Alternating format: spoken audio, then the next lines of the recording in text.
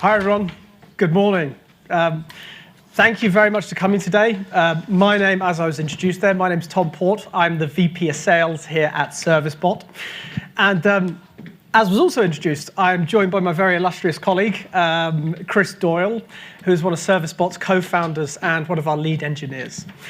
And for those of you that haven't heard about ServisBOT before, not to turn this into like a terrible sales pitch, what we do is we deliver advanced conversational AI solutions. And our ultimate aim is to help businesses extend their digital self-service capabilities by using the power of artificial intelligence. So in terms of our approach to this, we're multi-channel, so it can be voice, can be text. We're multimodal in our approach as well. So again, voice, text, we do interesting things like document processing and image capture. And we also do multi-bot orchestration. So we can have 10 different bots orchestrated into a single conversation. We're also NLP agnostic, and we work with some of the leading brands and businesses all over the world. And what we want to talk to you about today is where conversational AI models meet the real world. It's no great secret that conversational AI models that can perform really well in lab environments can often struggle when they meet real-world data. And when the rubber meets the road, it's these subtle differences that can have a big impact in the results that your customers can achieve. And we here at ServisBOT have found, from dealing with a myriad of different customers, that the way that we train AI is fundamentally flawed. And this is not just shared by us, this is shared by, I'm sure, some of the people in this room as well, hence you being at this talk today, but it's also shared by the likes of MIT. So MIT did a study back in 2020 that found models that should have performed equally accurately perform very differently when tested with real-world data. Now, the problem becomes, how do we improve bot performance? And for many of you in this room that have been involved in improving bot performance, it's often quite difficult and it's often quite laborious. And the reasons for it are numerous, but some of the reasons that we've uncovered is because NLU and NLP engines are a bit of a black box. It's difficult to understand what's going on underneath the hood. The training itself, and of course this does depend on the resources that you have available, that can be a manual and quite expensive process. And for those of you that are joining from like what I would call like a high volume environment, so banks and telcos that were dealing with numerous data, there's a huge amount of data there to process. And there is also a time lag. There is a time lag from appreciating what the customer actually wants to achieve and deploying a model to solve this. And that's what we call the learning delay.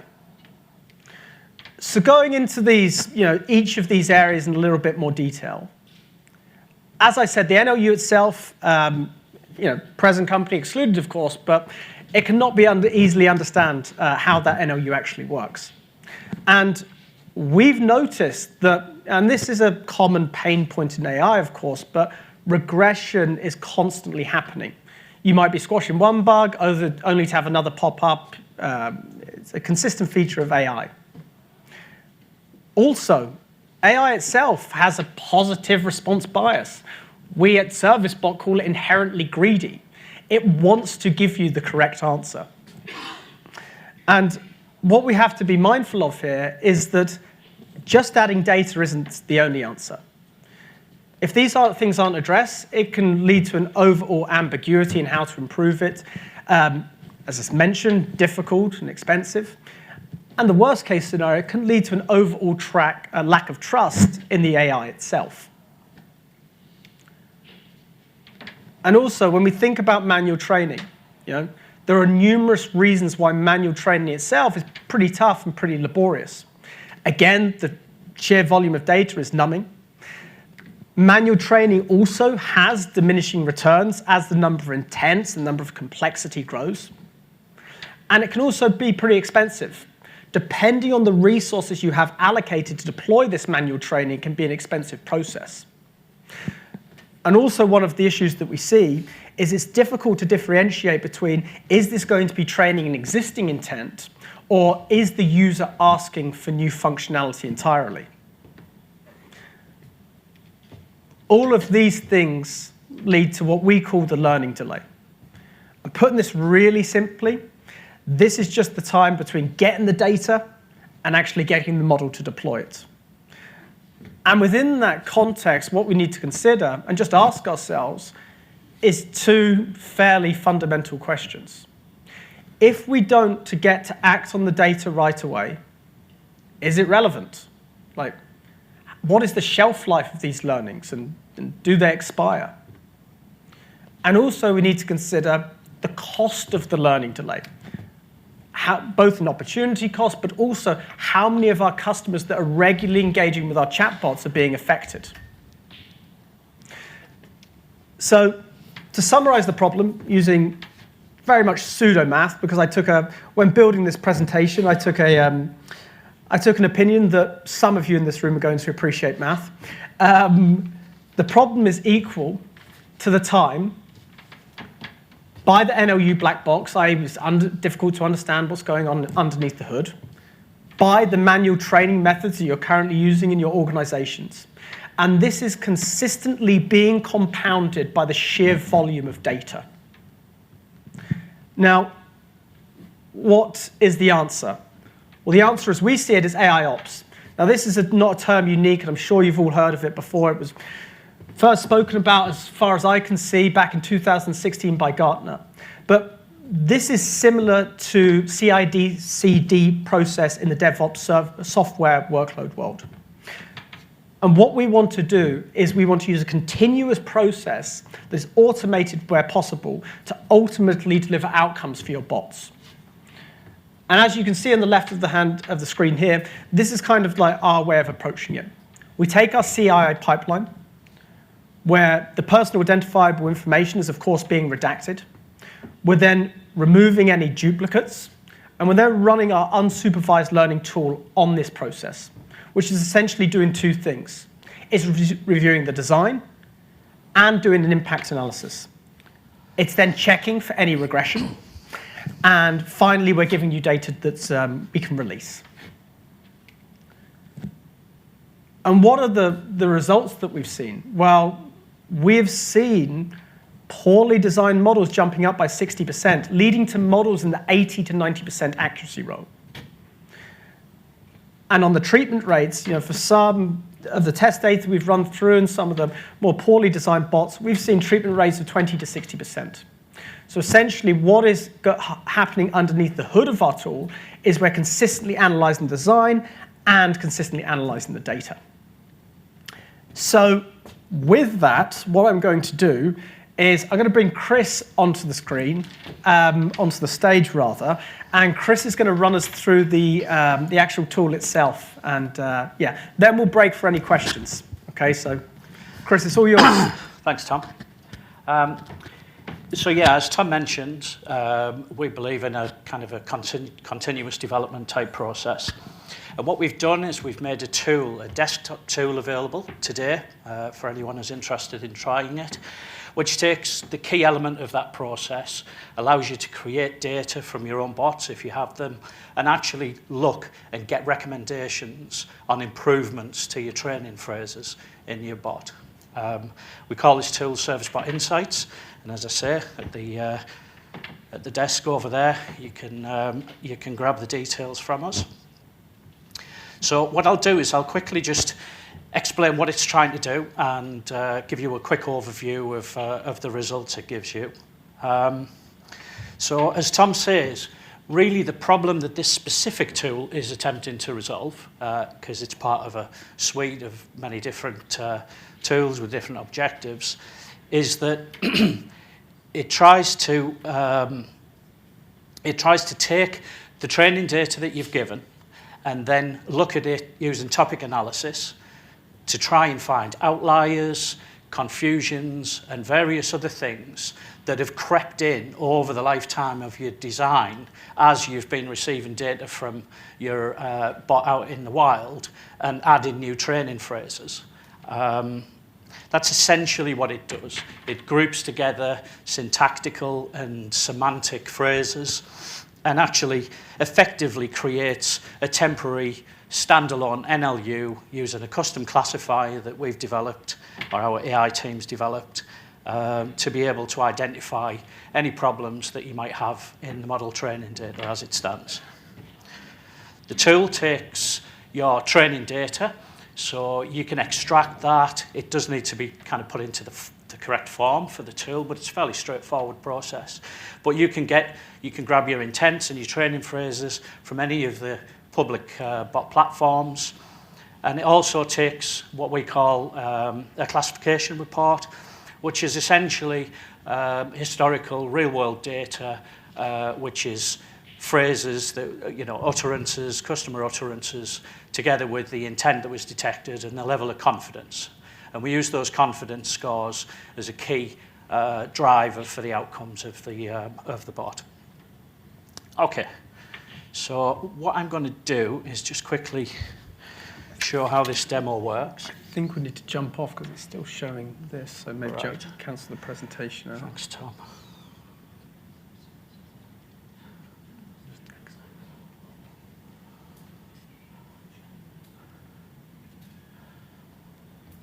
Lovely, there we go.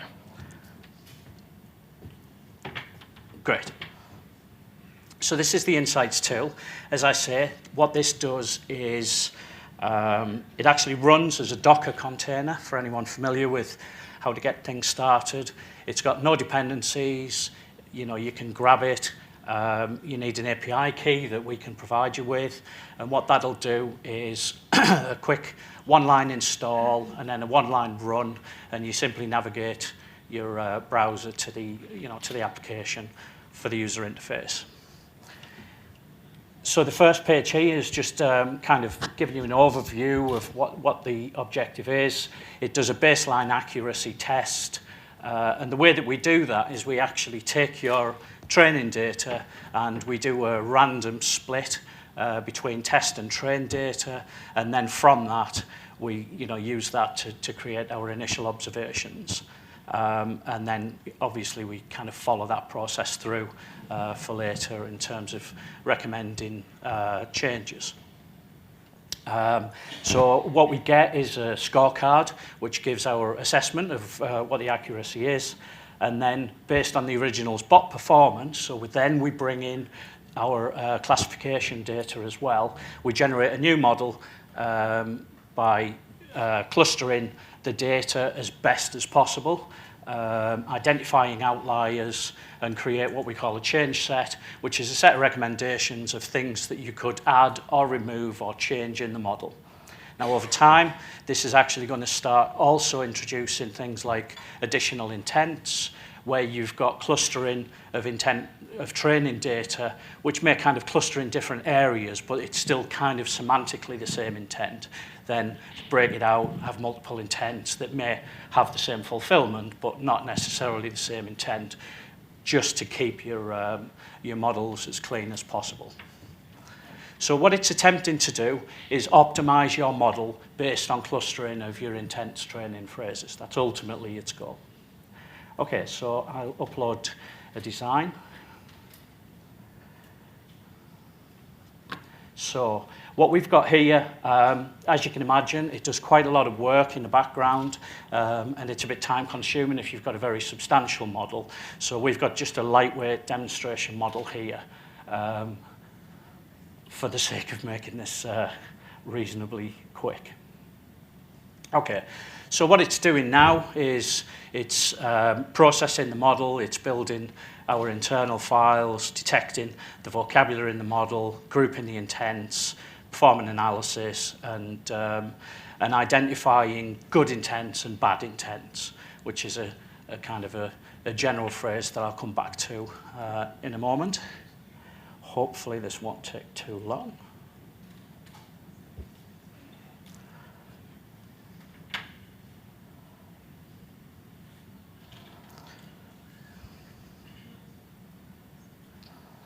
There we go. Apologise for the silence there. Should have done better. Okay, so in the background here, it's actually generating an improved model. But while that's going on, I'll just do a quick kind of summary of what it's identified. And essentially what it's saying is by taking your training data and splitting it, we get a baseline accuracy of about 48%. True positives, false positives, and false negatives. What we mean by that is the true positives are where the intents were correctly identified. False positives are where there was an error in the training data and it got the wrong intent. And false negatives are where the confidence was so low that it would never have come back with that answer, even though at a low confidence it got it right. So we need to build the confidence of those answers up. Without going into every single square here, there's a summary of what the actual analysis did. You can see it's very small. And then what it does is it says, okay, this model, there was 5 intents, and then we've got something that we consider good and bad intents. And we have a kind of a set of rules, if you like, for what we identify as a good intent. Things like a minimum number of utterances, those kinds of, kind of non-AI rules, if you like, to define good and bad.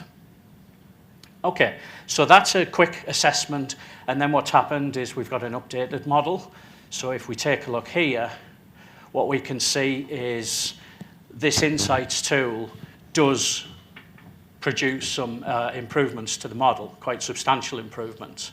Now, because of the way that it randomizes the input data, you can actually run this model, the same model multiple times, and you'll get very subtly different outcomes.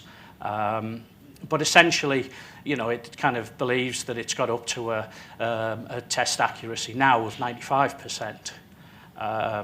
And again, this is just the existing model as you've already seen. But now we can see that it's got 70 true positives. There are still a couple of errors in the model that could be manually investigated and possibly tuned, by understanding the details behind them. And it's also saying that even with the training model, it's not perfect. It's an improvement. Now, what you can do is, output the model, update, leave it in the wild for a while, pull back some classification data, and that's the whole point of this. Is just a snapshot, but it's an element in what you would expect to be part of a kind of CI/CD pipeline that can either recommend change sets or actually automate and publish those change sets. And here, just as an example, we can see what we do is we have different treatments. So this is saying ignore the training phrase or refine the topic, which is add a training phrase. And this particular change set, we can see it's made 85 recommendations across multiple intents, and it's pulled out ideas and utterances that either, so if we say ignore, this particular example doesn't have any ignores, but it's additional training phrases primarily in this case. What you'll often find is that you may, in your model, if you've got some real outliers or badly trained data, then it'll pull them out and specify them as things that should be ignored. Okay, so that's the tool. I think I'll hand back to Tom now. Thanks a lot.